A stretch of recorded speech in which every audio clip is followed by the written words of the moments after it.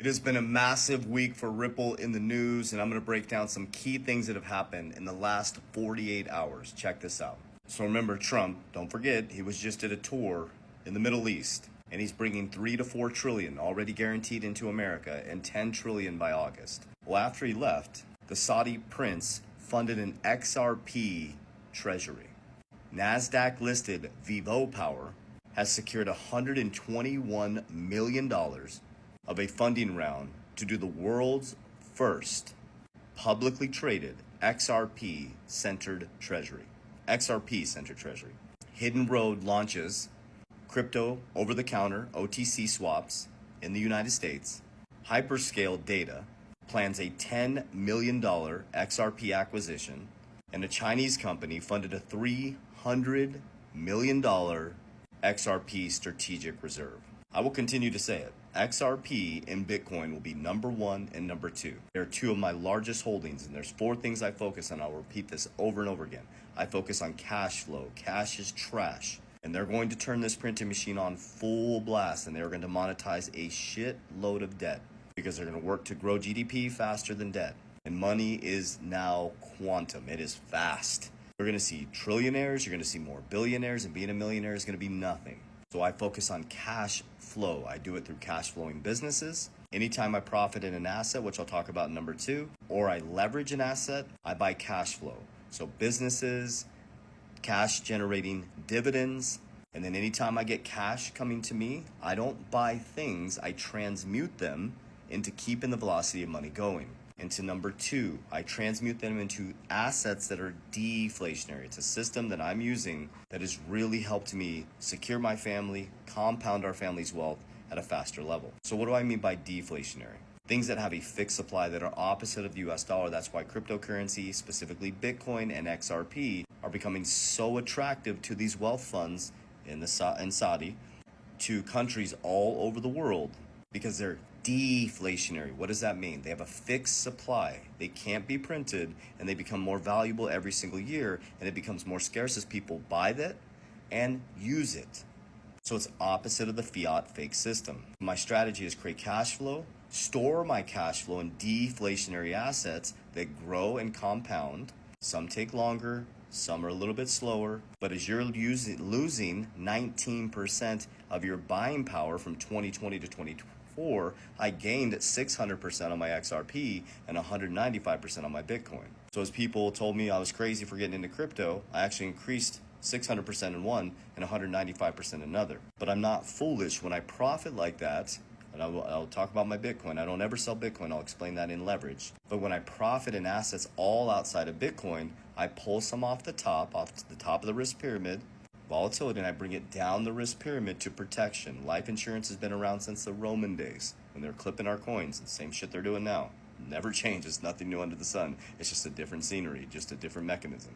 Remember, the 1% will always be the 1%. They play the same game over and over again. So when I profit from deflationary, pull it down into protection, I use cash value life insurance. When you hear people say negative things about cash value life insurance, number 1, they either had a bad experience because it was structured improperly. They're sitting in a Lamborghini and someone's putting regular gas in it. And number 2, they're not funding it properly. Most agents don't structure these things properly.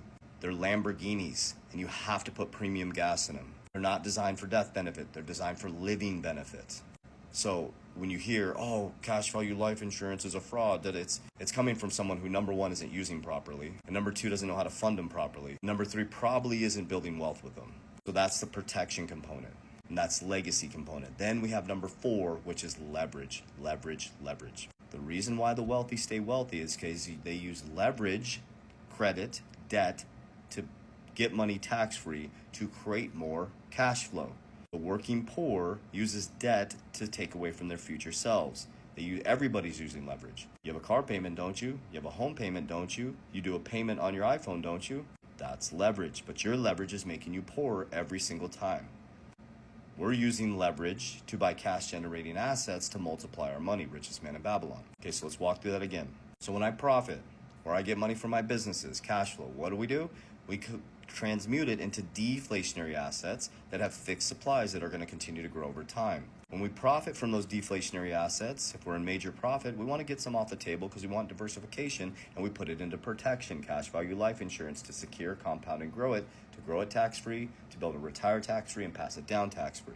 Then we have leverage components. Now we talked about the Bitcoin, right? I'm never selling it. Here's why.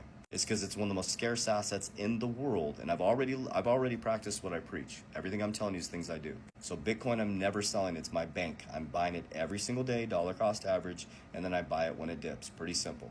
Nothing too fancy. I buy XRP every day too, and I buy it when it dips. So I use leverage from Bitcoin, and I use leverage from my insurance. So let me give you a real world example of what I just did, and I'll explain the mechanism. Pay attention. Get a pen and paper out, okay?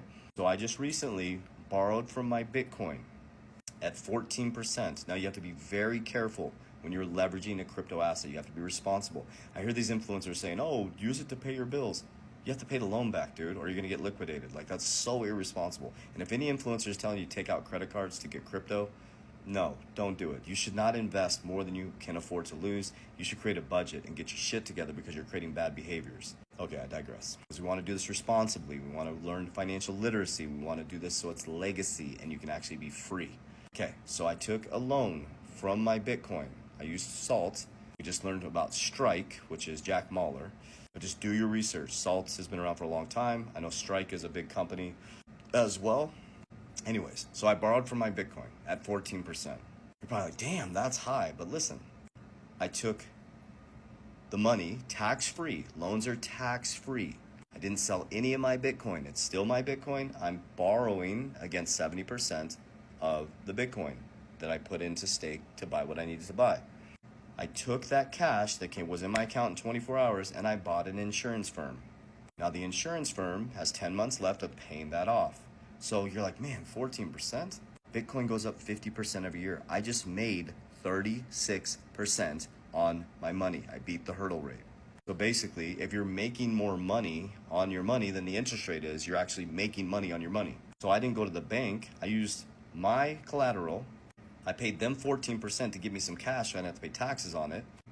Bitcoin went up 50%. I made 36% on buying my insurance firm. It'll be paid off in 10 months.